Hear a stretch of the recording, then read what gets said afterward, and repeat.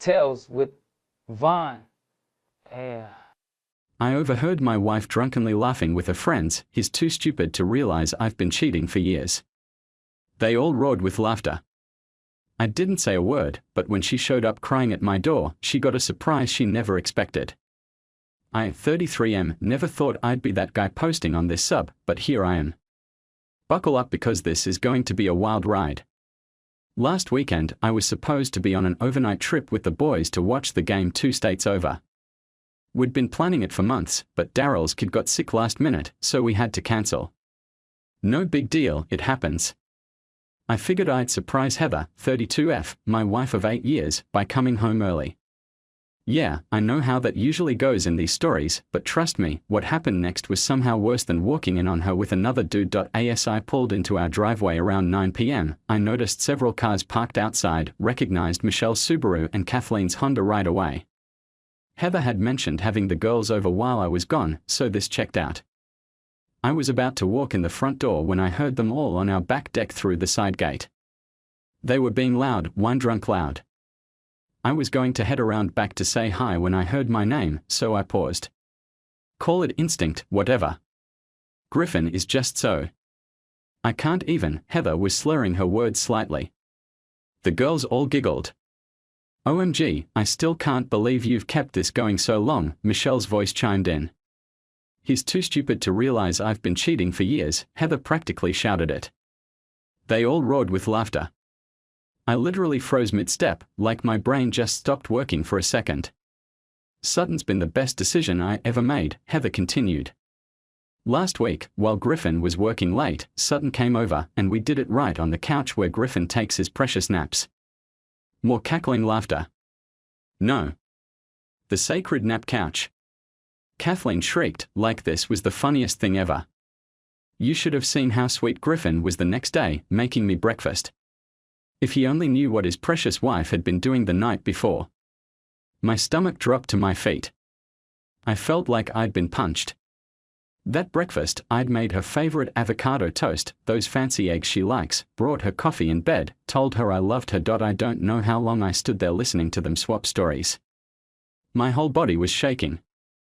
I learned that my business trips were her favorite times to have Sutton over, that they'd been sleeping together for over 3 years, that she'd even been with him the weekend of my dad's funeral when she claimed she had food poisoning and couldn't attend.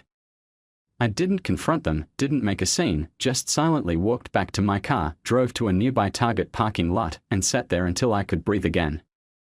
I must have looked insane, a grown man hyperventilating in his car at 10 p.m. on a Saturday. Once I could think straight, I called Daryl.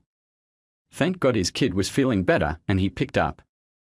Dude, my whole life just imploded, I told him everything. Don't go home tonight, he said. Come crash here. We'll figure this out. At Daryl's place, I paced the living room for hours while he Googled divorce lawyers. My mind kept replaying all these moments from the past few years that suddenly made sense, the girls' trips where she came back with barely any photos, how she'd started keeping her phone face down, the unexplained charges at hotels less than 30 minutes from our house, all those nights she was showing houses to clients after normal business hours. I felt like the biggest fool on the planet. Around 3 a.m., I got a text from Heather, girls are crashed here. Hope you're having fun with the boys. Love you. I nearly threw my phone against the wall. The audacity. You need to be smart about this, Daryl said, taking my phone. Don't tip her off, not yet. The next morning, I pretended everything was normal.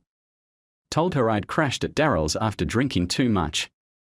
She bought it completely, even had the nerve to complain about having to clean up after the girls while nursing her hangover. Over the next week, I went into reconnaissance mode. When she was in the shower, I checked her phone, thousands of texts with Sutton, client, my ass going back years, hotel receipts, explicit photos. I took screenshots of everything and emailed them to myself. I checked our finances, hundreds of unexplained charges at restaurants I'd never been to, lingerie I'd never seen. She'd even used our joint account to book a weekend getaway while I was at my dad's funeral. Each discovery was like another knife in my chest. 8 years of marriage, all the times I defended her to my family when they said she seemed self-centered, all my plans and dreams for our future, our talks about starting a family next year, all lies. I met with a divorce attorney on my lunch break, the most aggressive one in town, according to Google reviews. She laid it all out for me, document everything. Secure your finances. Prepare for the storm, Griffin. I see this every day. You're doing the right thing by not confronting her yet. The more prepared we are, the better position you'll be in. That night, as I watched Heather laughing at something on her phone, probably texting him, something inside me changed. The pain was still there, but suddenly, it was like ice water in my veins instead of fire. I realized I didn't just want out of this marriage, I wanted justice. See, Heather built her whole identity around being respected and admired. Her social status, her reputation, her image as this perfect wife with the perfect life that she carefully curated on Instagram. She prided herself. I overheard my wife drunkenly laughing with her friends. He's too stupid to realize I've been cheating for years. They all roared with laughter. I didn't say a word, but when she showed up crying at my door, she got a surprise she never expected. I, 33M, never thought I'd be that guy posting on this sub, but here I am. Buckle up because this is going to be a wild ride. Last weekend, I was supposed to be on an overnight trip with the boys to watch the game 2 states over. We'd been planning it for months, but Daryl's kid got sick last minute, so we had to cancel. No big deal, it happens. I figured I'd surprise Heather, 32F, my wife of 8 years, by coming home early. Yeah, I know how that usually goes in these stories, but trust me, what happened next was somehow worse than walking in on her with another dude. As I pulled into our driveway around 9 p.m., I noticed several cars parked outside, recognized Michelle's Subaru and Kathleen's Honda right away. Heather had mentioned having the girls over while I was gone, so this checked out. I was about to walk in the front door when I heard them all on our back deck through the side gate. They were being loud, wine-drunk loud. I was going to head around back to say hi when I heard my name, so I paused. Call it instinct, whatever. Griffin is just so. I can't even. Heather was slurring her words slightly. The girls all giggled. OMG, I still can't believe you've kept this going so long, Michelle's voice chimed in. He's too stupid to realize I've been cheating for years, Heather practically shouted it. They all roared with laughter. I literally froze mid-step, like my brain just stopped working for a second. Sutton's been the best decision I ever made, Heather continued. Last week, while Griffin was working late, Sutton came over, and we did it right on the couch where Griffin takes his precious naps. More cackling laughter. No. The sacred nap couch. Kathleen shrieked, like this was the funniest thing ever. You should have seen how sweet Griffin was the next day, making me breakfast. If he only knew what his precious wife had been doing the night before. My stomach dropped to my feet. I felt like I'd been punched. That breakfast, I'd made her favorite avocado toast, those fancy eggs she likes, brought her coffee in bed, told her I loved her. I don't know how long I stood there listening to them swap stories. My whole body was shaking. I learned that my business trips were her favorite times to have Sutton over, that they'd been sleeping together for over 3 years, that she'd even been with him the weekend of my dad's funeral when she claimed she had food poisoning and couldn't attend. I didn't confront them, didn't make a scene, just silently walked back to my car, drove to a nearby Target parking lot, and sat there until I could breathe again. I must have looked insane, a grown man hyperventilating in his car at 10 p.m. on a Saturday. Once I could think straight, I called Daryl. Thank God his kid was feeling better, and he picked up. Dude, my whole life just imploded, I told him everything. Don't go home tonight, he said. Come crash here. We'll figure this out. At Daryl's place, I paced the living room for hours while he Googled divorce lawyers. My mind kept replaying all these moments from the past few years that suddenly made sense, the girls' trips where she came back with barely any photos, how she'd started keeping her phone face down, the unexplained charges at hotels less than 30 minutes from our house. Don't forget to like and subscribe for more stories. The evidence packet, this is where Daryl was clutch.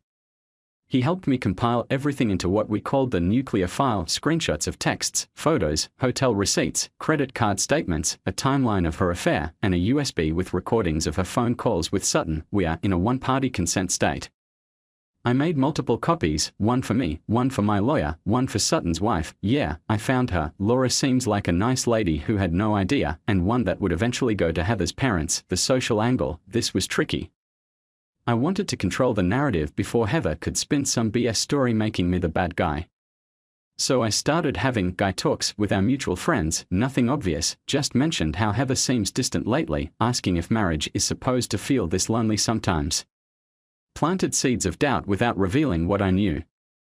I also took screenshots of Heather's Instagram, where she portrayed our marriage as #relationship goals while she was actively cheating. The hypocrisy was next level. Then came D-Day. I picked it strategically, the day of Heather's big client appreciation event that she'd been planning for months. Here's how it went down. That morning, I acted completely normal. Made coffee, kissed her goodbye, told her good luck with her event. She left looking confident as hell in her expensive outfit that I now realized I'd basically paid for her to look good for other men.at. Exactly 10 a.m., I sent the evidence package to Sutton's wife via courier, included my phone number if she wanted to talk. By noon, all hell broke loose. I was at my new apartment when the texts started flooding in. Why is Sutton's wife calling me? Did you talk to her? Answer your phone. I didn't respond, just watched the messages pile up. Then Laura, Sutton's wife, called me. We talked for almost an hour. She was devastated but grateful.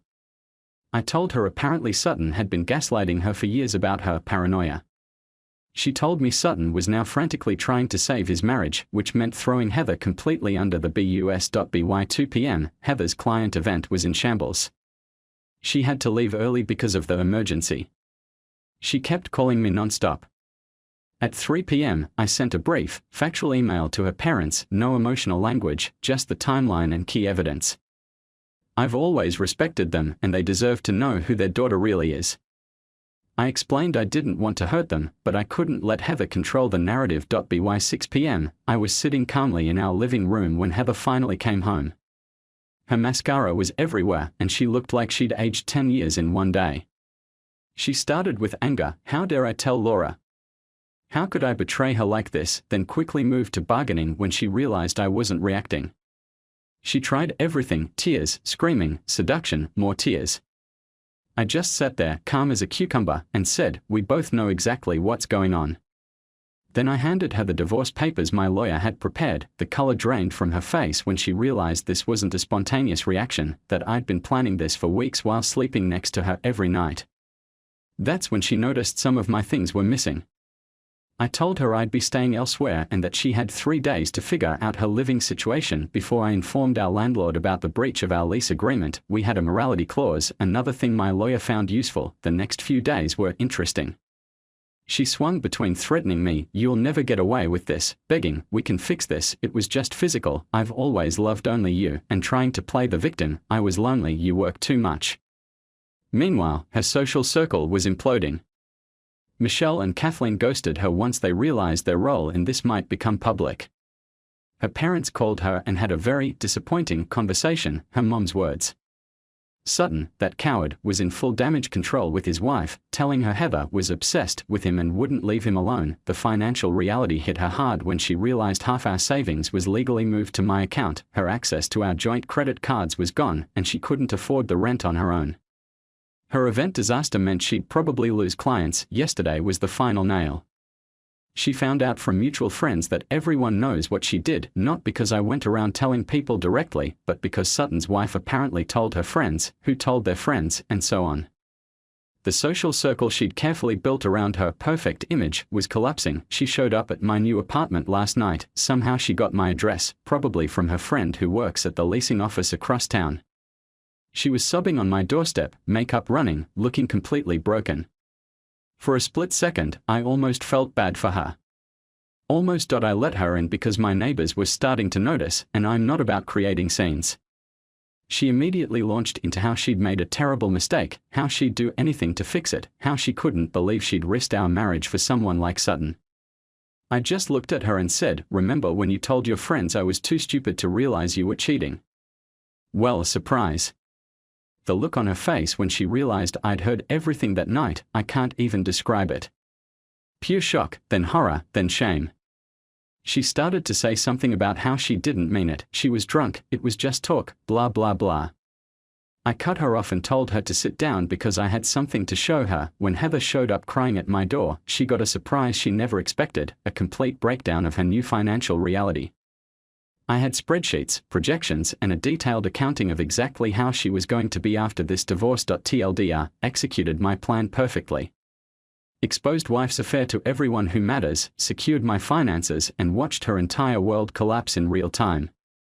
She came begging for forgiveness but got a financial reality check instead. Final update, it's been 6 months since my last post. First off, thanks for all the DMS checking if I'm still alive. I am. Just needed time to process everything before sharing the conclusion to this whole saga. You know those YouTube videos where they demolish old buildings? How it starts with small, strategic explosions before the whole structure collapses in on itself. That's basically what happened to my ex-wife's life, and I had a front row seat. The morning after Heather showed up crying at my apartment, I woke up to a weird sense of calm. For the first time in months, I slept without waking up at 3 a.m. with that knot in my stomach. Made myself some coffee, scrolled through Reddit, and realized I didn't immediately check my phone for messages from her. Progress. Meanwhile, Heather was experiencing what my therapist later called consequences culture. After leaving my apartment, she apparently drove straight to Michelle's place, expecting her BFF to take her in.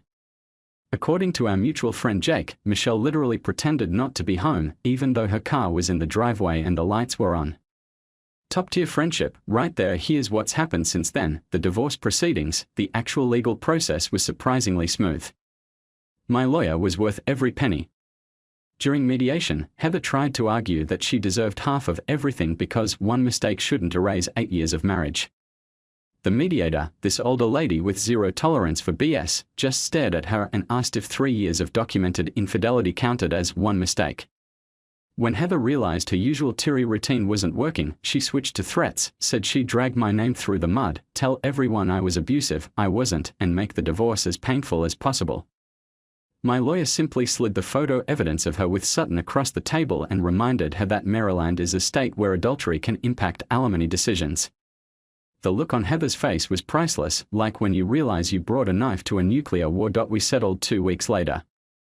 I kept my retirement accounts and most of our assets. She got enough to start over but nowhere near the lifestyle she was accustomed to. The judge actually told her she was fortunate given the circumstances. The financial fallout, this part was tough to watch, even for me. Heather had to move in with her parents in their retirement community at 32. From our luxury apartment to a guest room with floral wallpaper and a twin bed she'd had since high school. She tried to keep up appearances on Instagram for a while, lots of cryptic quotes about growth and trusting the journey, with strategic angles that didn't show she was living in her childhood bedroom. But social media is weirdly transparent these days.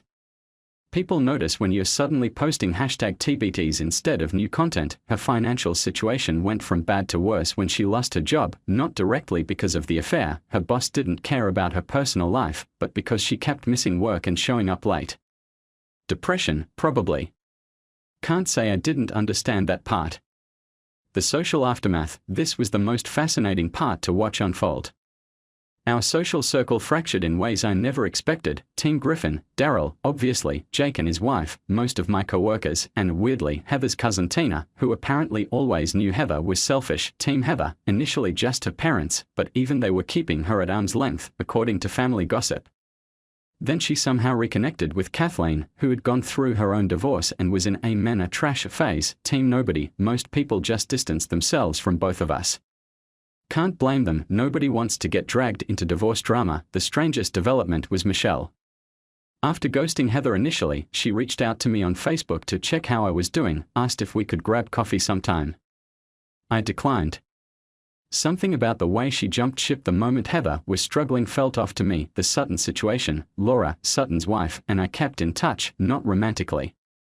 We were just two people processing similar betrayals. We'd grab lunch every few weeks and update each other.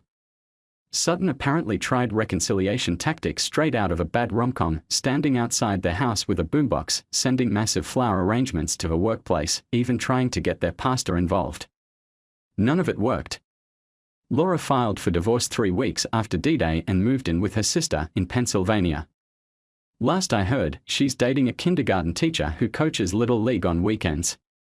Good for her. Sutton tried to reach out to me, sent this long text about how we're both victims and how Heather pursued him aggressively.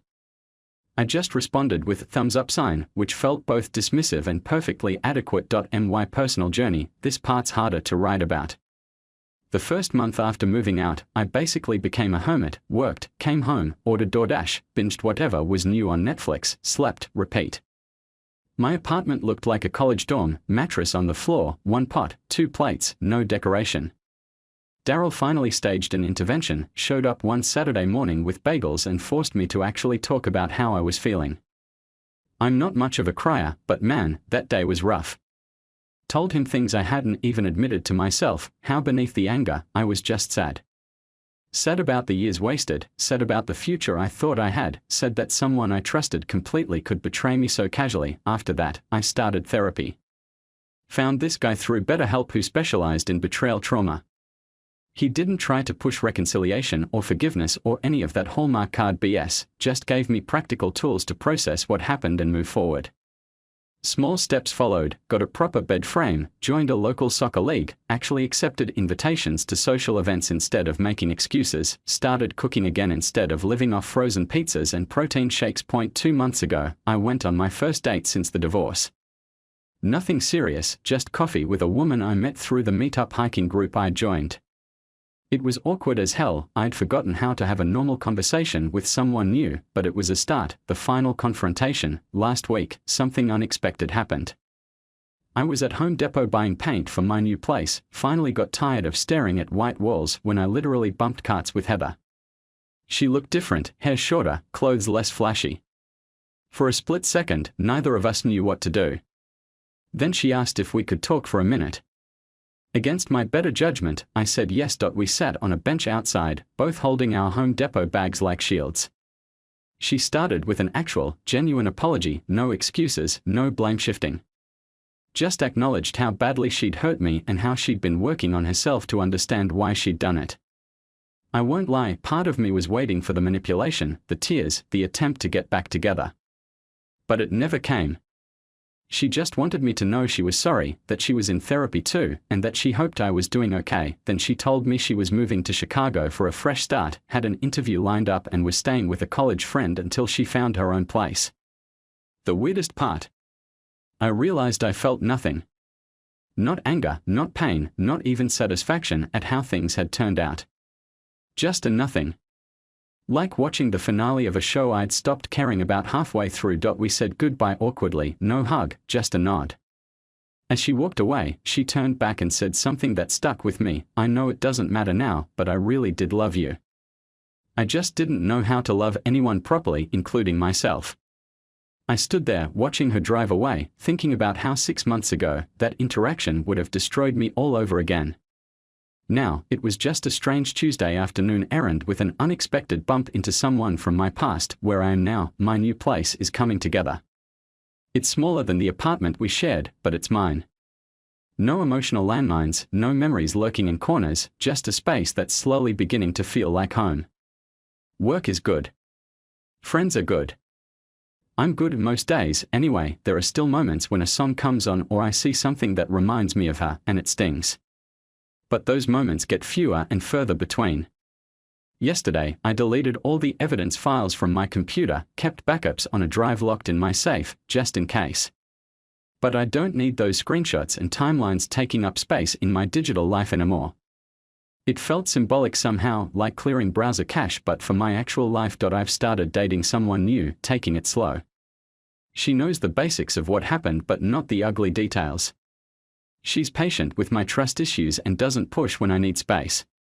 It's too early to know if it's going anywhere, but it's nice to feel that again. As for Heather. I heard from her mom, who still sends me birthday cards, weirdly, that she's actually doing okay in Chicago. Got the job, found an apartment, making new friends. Part of me is genuinely glad, not because I wish her well particularly, but because it means this chapter is truly over for both of us. The woman who laughed about me being too stupid to see her betrayal ended up learning the hardest lesson of all, that actions have consequences, that reputations take years to build but moments to destroy, and that once trust is broken, some things can never be repaired. And me. I learned that I'm stronger than I knew, that starting over isn't the same as giving up, and that the best revenge isn't destroying someone else's life, it's rebuilding your own, better than before. TLDR, divorce finalized. Ex-wife moved across the country, and I'm slowly putting my life back together. The complete dismantling of her life happened mostly through natural consequences, and my renaissance is still a work in progress. Like and subscribe, nigga, or I will switch you down.